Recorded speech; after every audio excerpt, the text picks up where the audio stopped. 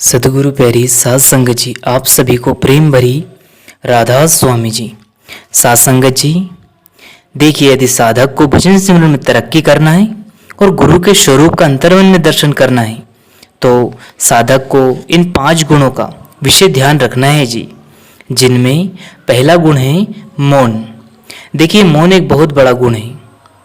देखिए, जो नाम की कमाई वाले भाई बहन होते हैं ना, वह कभी भी ज़्यादा नहीं बोलते, वह हमेशा चुप रहते हैं, क्योंकि उन्हें अपने मन को सिमरन में लगा रखा है। वह कभी भी व्यर्थ की बातों में नहीं उलझते। उन्हें पता है कि जितना हम इस मन को सिमरन में लगाए रखेंगे, हमें अंतर्मन में उतना ही ज़्यादा लाभ होगा। देखिए, जो भजन सिमरन की कीमत जानते हैं, उन्हें पता है कि हमारी एक एक श्वास की कीमत क्या है। इसलिए वह हमेशा कम बोलते हैं और अपने मन को सिमरन की सेवा में लगा रखते हैं। और उन्हें जब भी बोलने का मौका मिलता है तो वे बहुत ही विनम्रता और मिठास तथा प्रेम के साथ बोलते हैं। वे कभी भी किसी पर क्रोध नहीं करते, क्योंकि उन्हें पता है कि इस दुनिया को चलाने वाला वह मालिक है, वह सब कुछ जानता है। इसलिए हमें बिल्कुल मौन रहना चाहिए। सत्संग जी, दूसरा गुण एकांत। सत्संग जी, एकांत में रहना अपने आप में एक बहुत बड़ा गुण है। जो भी सत्संगी भाई बहन स्वयं की पहचान करना चाहते हैं, यानी उस कुल मालिक के दर्शन और उस शब्द धुन को सुनना चाहते हैं, वह भाई बहन एकांत में कुछ समय बिताना शुरू कर दे। देखिए, एकांत में हम अपने आप को पहचानना शुरू कर देते हैं जी, जिससे हमें रूहानी तरक्की में मदद मिलना शुरू हो जाती है। साध संगत जी, परमार्थ के अभ्यासी के लिए जितना भी हो सके उसे अकेले रहना चाहिए, क्योंकि जितना हम इस संसार के लोगों के मेलजोल में आएंगे, उतना हम मनमत पर आगे बढ़ते जाएंगे, जबकि हमारी कोशिश तो गुरु मत पर चलने की होती है। और यह तभी संभव है जब हम अपने मन को मनाकर इस दुनिया से हटाकर गुरुमत पर चलेंगे।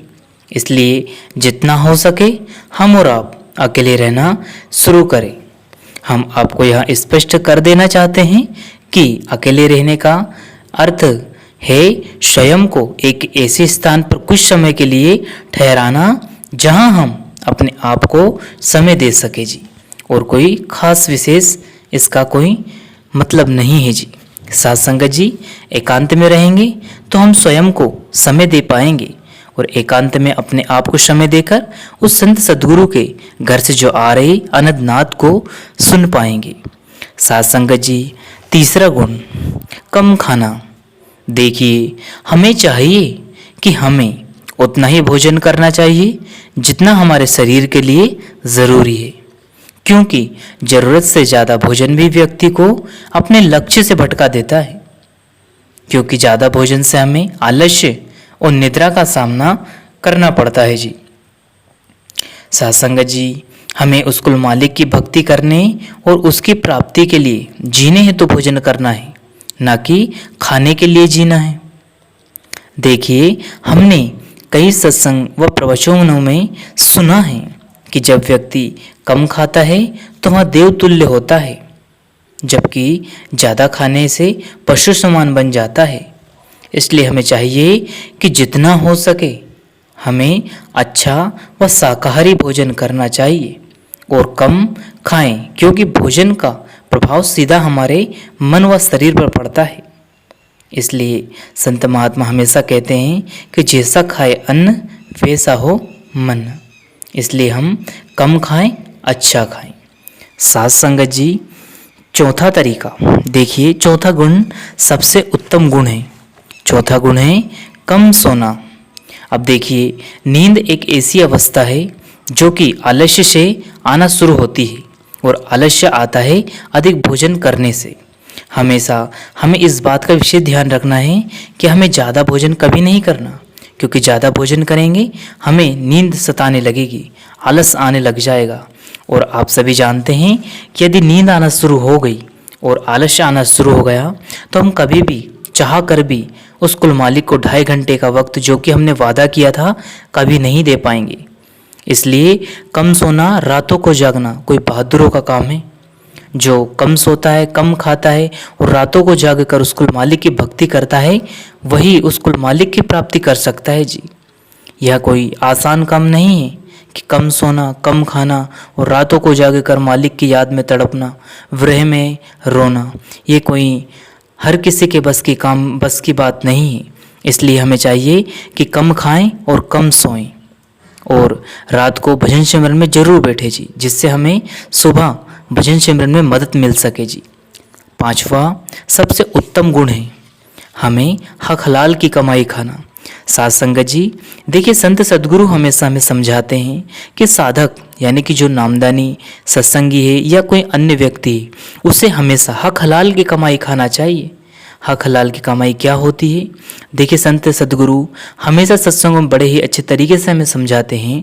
हक हलाल की कमाई होती है जो हमने हमारे खून पसीने से कमाई हुई जो रोटी होती है, पैसा होता है, दौलत होती है, वह होती है हक हलाल की कमाई।